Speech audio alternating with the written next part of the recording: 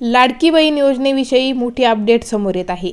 लाडक्या बहिणींच्या खात्यात 14 आणि 15 जानेवारी रोजी 3,000 रुपये जमा होण्याची शक्यता वर्तवण्यात येत होती। पण महापालिका निवडणुकीसाठी गुरुवारी मतदान असल्याने या हप्त्याला काँग्रेस पक्षाने आक्षेप घेतला आहे। महिला मतदारांना प्रभावित करण्यासाठीच मकर संक्रांतीचे निमित्त करून हा हप्ता वितरित करण्याचा सरकारचा डाव असल्याचा आरोप आता काँग्रेसने केला आहे। काँग्रेसने याविषयी आक्षेप घेणारे पत्रही राज्य निवडणूक आयोगाला पाठवले आहे। आता या हप्त्याला ब्रेक लागण्याची शक्यता वर्तवली जात आहे।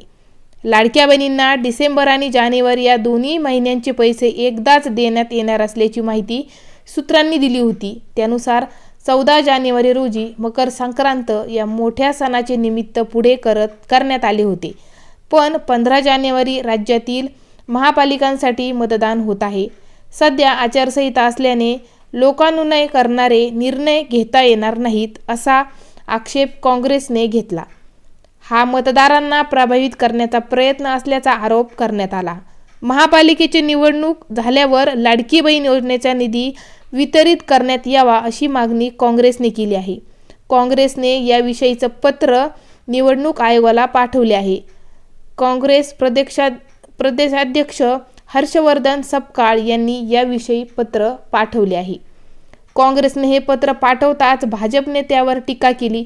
काँग्रेस लाडकी बहिणींचा द्वेष करत असल्याचा आरोप महसूल मंत्री यांनी केला। या योजनेविषयीचा काँग्रेसचा राग वारंवार उफाळून आल्याचा आरोप देखील केला। महायुती सरकारने जेव्हा ही योजना आणली तेव्हा या योजनेविरोधात काँग्रेसचे पदाधिकारी नागपूर हायकोर्टात गेल्याची आठवणही यावेळी आली।